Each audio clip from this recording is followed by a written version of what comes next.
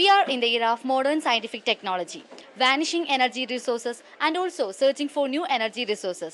So here we introduce a basic principle which control all the rotation and revolution motion in this universe of modern technology, a gyroscopic principle. Here we go with linear momentum and angular momentum. ഈ wheel രണ്ട് സ്ട്രിങ്ങും suspend ചെയ്തിരിക്കുകയാണ്. ഇപ്പോൾ ഇതിന് angular velocity ഇല്ല, angular മൊമെൻറ്റും ഇല്ല, അതുകൊണ്ട് torque ഇല്ല. പക്ഷേ ഇത് സിംഗിൾ സ്ട്രിങ്ങിൽ സസ്പെൻഡ് ചെയ്യുമ്പോൾ ഇത് ഈ ഡയറക്ഷനിൽ വീവും. കാരണം ഇവിടെ ഇപ്പോൾ ഒരു ആംഗുലർ വെലോസിറ്റി ഉണ്ട്, അതുകൊണ്ട് തന്നെ ആംഗുലർ മൊമെൻറ്റും ഉണ്ട്, അതുകൊണ്ട് ടോർക്ക് പ്രൊഡ്യൂസ് ചെയ്യുന്നുണ്ട്. അപ്പോൾ ടോർക്കിൻ്റെ ഡയറക്ഷൻ ഈ ഡയറക്ഷനിലാണ്. അപ്പോൾ നമ്മൾ വീണ്ടും ഇതിനെ രണ്ട് സ്ട്രിങ്ങിൽ സസ്പെൻഡ് ചെയ്തിട്ട് റൊട്ടേറ്റ് ചെയ്ത് വിട്ടാൽ ഇവിടെ ആംഗുലർ വെലോസിറ്റി ഉണ്ട്, അതുകൊണ്ട് തന്നെ ആംഗുലർ മൊമെൻറ്റും ഉണ്ടാവും. അപ്പോൾ പക്ഷേ ഇത് ഇവിടെ ആംഗുലർ മൊമെൻറ്റം കൺസേർവ്ഡ് ആയിരിക്കും. അപ്പോൾ ആംഗുലർ മൊമെൻറ്റത്തിൻ്റെ ഡയറക്ഷന് ഈ ഡയറക്ഷനിലായിരിക്കും. അതായത് നേരത്തെ പറഞ്ഞിട്ടുണ്ട് റൈറ്റ് ഹാൻഡ് സ്ക്രൂ റൂൾ പ്രകാരമാണ് അത് തരുന്നത്. പിന്നെ ഇത് റൊട്ടേറ്റ് ചെയ്തിട്ട് സിംഗിൾ സ്ട്രിങ്ങിൽ സസ്പെൻഡ് ചെയ്താൽ താഴോട്ട് പോവില്ല, അതവിടെ തന്നെ പ്രിസൈസ് ചെയ്യും.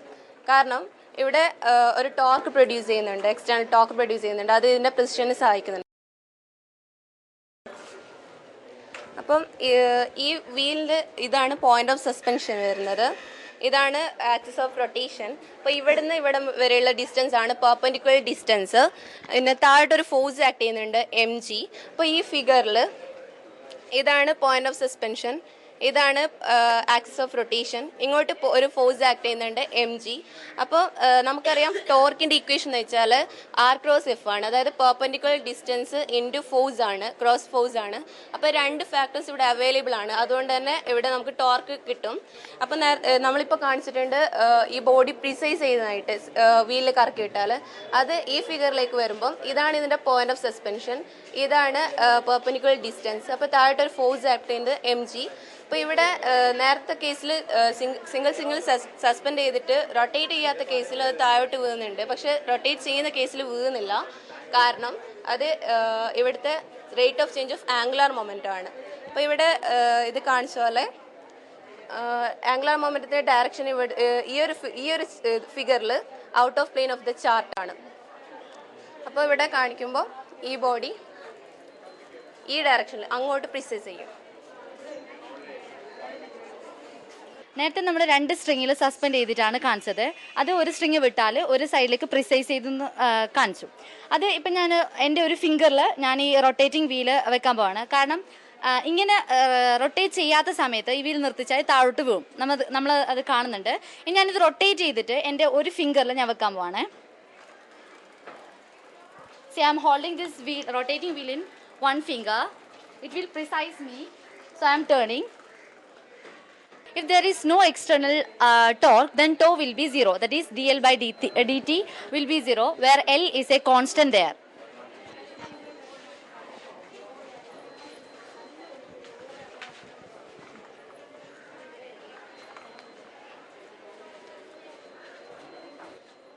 Here I am sitting in a rotating chair by taking the foot off from the floor, and now she will turn this.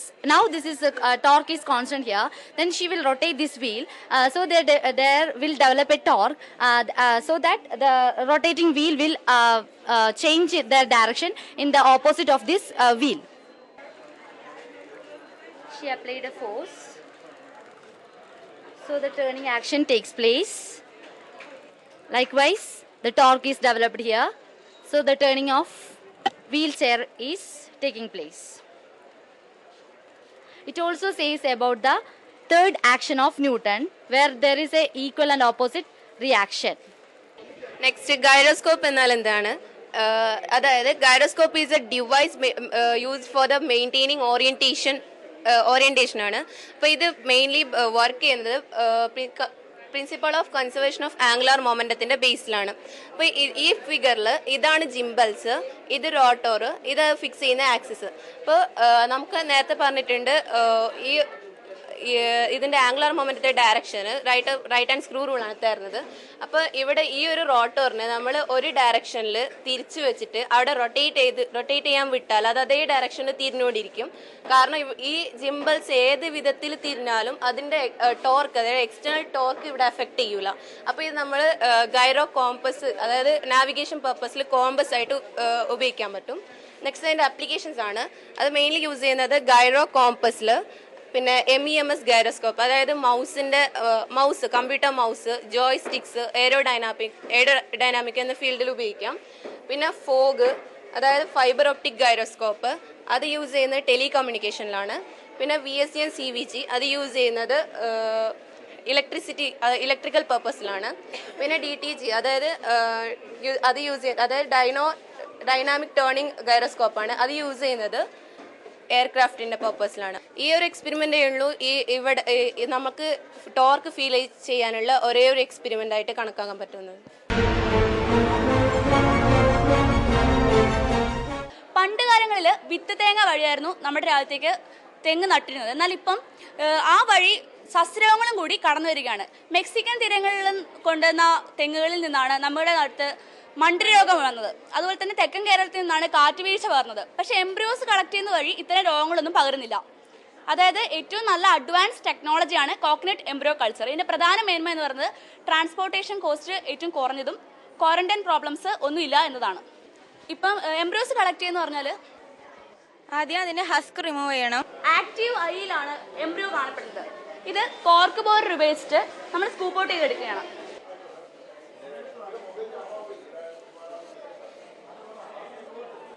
ഇത്തരത്തിൽ ലഭിക്കുന്ന എംബ്രിയോസ് നമ്മൾ ലാബിൽ വെച്ച് തന്നെ നമുക്ക് ഡെവലപ്പ് ചെയ്തെടുക്കാൻ പറ്റും.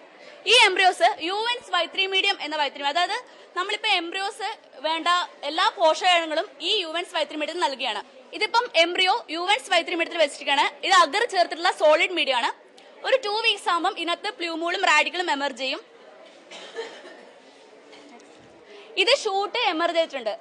ഒരു 3 മാസം കഴിയുമ്പം ഇതിനകത്തുനിന്ന് ലീഫ് എമർജ് ചെയ്യും. അപ്പോൾ നമ്മൾ ലിക്വിഡ് മീഡിയത്തിലോട്ട് മാറ്റിയിരിക്കും. ശരിക്കുള്ള റൂട്ട് സിസ്റ്റം വന്നതിന് ശേഷം 6 മാസമാവും. ഇതിനുശേഷം നമ്മളൊരു പോട്ടിംഗ് മിക്സറിലോട്ട് മാറ്റുകയാണ്. അതായത് സാൻഡ് സോയിലും കയർ ഡസ്റ്റും ലാറ്ററൈറ്റ് സോയിലും, കാസർഗോഡ് ജില്ലയിൽ കാണപ്പെടുന്ന ലാറ്ററൈറ്റ് സോയിലും ഈക്വൽ രീതിയിൽ അറേഞ്ച് ചെയ്തിട്ടുള്ളതാണ് പോട്ടിംഗ് മിക്സ്ചർ. ഏകദേശം ഒരു 2.5 വർഷം ആകുമ്പോഴേക്കും ഒരു നല്ലൊരു തെങ്ങിൻ തൈ നമുക്ക് വികസിച്ചെടുക്കാൻ സാധിക്കുന്നതാണ്. മറ്റ് തെങ്ങിൻ തൈകളെ അപേക്ഷിച്ച് ഇതിന് അധികം കീടനാശിനികളോ രാസ കീടനാശിനികളോ വളങ്ങളോ വേണ്ടി വരുന്നില്ല. കാരണം അതെല്ലാം നമ്മൾ ഈ യുവൻസ് Y3 മീഡിയത്തിൽ ആഡ് ചെയ്ത് നൽകുന്നുണ്ട്.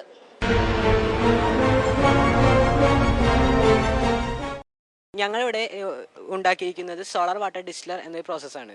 ഈ പ്രോസസ്സ് വെച്ച് നമുക്ക് ഏറ്റവും ലാഭകരമായ രീതിയിൽ പ്യുവർ വാട്ടറും കറണ്ട് ഉൽപ്പാദിപ്പിക്കാൻ പറ്റുന്നതാണ്. ഇപ്പോൾ ഇവിടെ ഈ കോൺകേവ് മിററിൻ്റെ ഷേപ്പിലുള്ള ഈ ഡിഷിലുള്ള ഗ്ലാസ്സിൽ വന്ന് റേസ് തട്ടുമ്പോൾ അത് റിഫ്ലക്റ്റ് ചെയ്ത് മിഡിൽ പോയിന്റിലേക്ക് ഫോക്കസ് ചെയ്യുന്നു.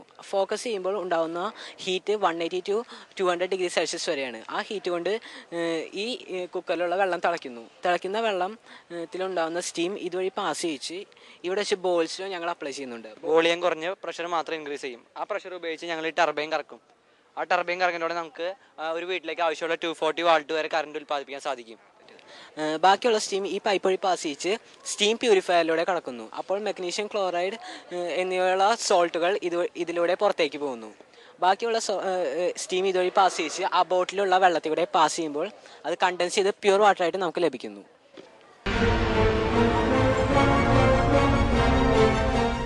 ലോകത്തെ ജലത്തിൻ്റെ 97% സമുദ്രജലമാണ്. ഈ സമുദ്രജലം ശുദ്ധീകരിച്ച് ഉപയോഗിച്ച് കഴിഞ്ഞാൽ ഇന്ന് പല രാജ്യങ്ങളിലും നേരിടുന്ന ശുദ്ധജല ദൗർലഭ്യത്തിന് നമുക്കൊരു പരിഹാരം കാണാനാവും. നമ്മളിവിടെ ഇപ്പോൾ കാണുന്നത് അകവും പുറവും ബ്ലാക്ക് പെയിന്റ് അടിച്ചൊരു മെറ്റാലിക് ബോക്സ് ആണിത്. ഇതിനകത്ത് നമ്മൾ ഈ കുഴലിലൂടെ കടൽ ജലം അകത്ത് കിടത്തിവിടുന്നു. എന്നിട്ട് ഒരു ഗ്ലാസ് കൊണ്ട് കവർ ചെയ്യുന്നു. ഈ ഗ്ലാസ് ഇതിനകത്ത് കയറി വരുന്ന സമുദ്രജലം സൂര്യൻ്റെ താപമേറ്റ് ചൂടാവുന്നു. ഇതിന് ഡാർക്ക് കളേഴ്സ്, പ്രത്യേകിച്ചും കറുപ്പിനെ സൂര്യകിരണങ്ങൾ പെട്ടെന്ന് ആഗിരണം ചെയ്യുന്നു. അതിനാൽ ഈ കറുത്ത കളറിൻ്റെ പ്രസൻസിൽ അകത്തിരിക്കുന്ന സമുദ്രജലം പെട്ടെന്ന് ചൂടാവുകയും ആവികൾ ഉണ്ടാകാൻ ഉള്ള സാധ്യത കൂടും. അങ്ങനെ ഈ ഗ്ലാസ്സിന് തന്നെ 2 റോളാണുള്ളത്. ഒന്നെന്ന് വെച്ചാൽ ഈ കടന്നു വരുന്ന സൗരോർജ്ജത്തെ ട്രാപ്പ് ചെയ്ത് നിർത്താനുള്ള ഒരു സംവിധാനമാണ് ഇത്. എന്നിട്ട് ഇതിനെ ആവി ശേഖരിക്കാനും ഈ ഗ്ലാസ്സിനെ ഉപയോഗിക്കുന്നുണ്ട്. ഈ ഉയർന്ന നിലയിൽ നിന്ന് താഴ്ന്ന നിലയിലേക്ക് ഈ ആവിയുടെ ഒരു ഫ്ലോ ഉണ്ടായിട്ട് ഇവിടെ ഒരു V ഷേപ്ഡ് പാനലുണ്ട്. അതിലൂടെ ആവി ശേഖരിച്ച് ഈ കുഴലിലൂടെ വെളിയിൽ കൊണ്ടുവരും. ഇതാണ് കണ്ടൻസർ തന്നെ 2 വിധമുണ്ട്. ഒന്ന് വായുവിൽ പ്രവർത്തിക്കുന്ന, ഒന്ന് ജലത്തിൽ പ്രവർത്തിക്കുന്ന. ഞങ്ങളിവിടെ ഉപയോഗിക്കുന്നത് ജലത്തിൽ പ്രവർത്തിക്കുന്ന ലിബിക്സ് കണ്ടൻസറാണ്. ഇതിൻ്റെ പ്രധാന ഭാഗം ഈ PVC പൈപ്പാണ്. ഇതിൻ്റെ അകത്ത് കൂടി ഒരു കുഴൽ കടത്തി വിട്ടിരിക്കുന്നു. ഈ കുഴലിന് ചുറ്റും ജലം നിറഞ്ഞിരിപ്പുണ്ട്.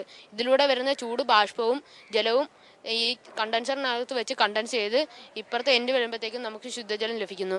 ഞങ്ങൾ ഈ രണ്ട് എഫക്റ്റുകളെ കാണിക്കാനാണ് ഇവിടെ ഇങ്ങനെ രണ്ട് മാതൃകകൾ ചെയ്തു വെച്ചിരിക്കുന്നത്. ഇത് ബ്ലാക്ക് ബോഡി എഫക്റ്റിനെ കാണിക്കാനും ഇത് ഗ്രീൻ ഹൗസ് എഫക്റ്റിനെ കാണിക്കാനും. എന്ന് വെച്ചാൽ കറുത്തതും പരിപരുത്തതുമായ പ്രതലം സൂര്യപ്രകാശത്തെ പെട്ടെന്ന് ആഗിരണം ചെയ്യുന്നു. അത് കാരണം ആ പ്രതലം പെട്ടെന്ന് ചൂടാവുന്നു.